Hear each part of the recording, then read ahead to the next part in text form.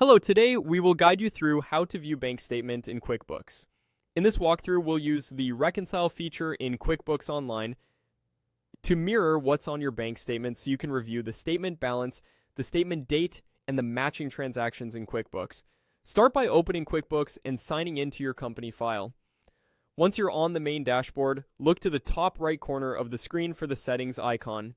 It looks like a small gear. Click that to open your QuickBooks settings and tools. From the menu that appears, choose Reconcile. This takes you to the Reconcile page, which is designed to line up your QuickBooks records with your actual bank statement. At the top, make sure the correct bank or credit card account is selected.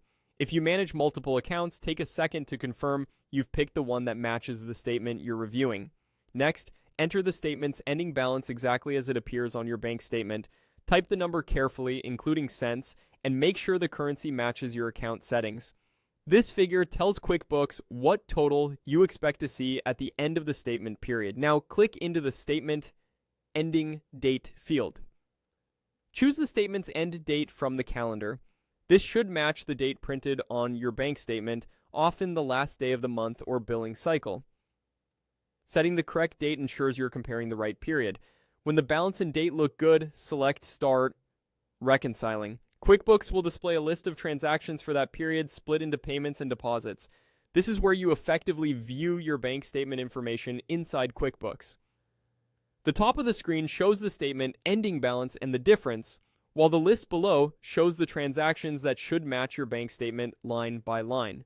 Scroll down to review the results. You can scan through and compare each transaction's date, description, and amount with what appears on your statement.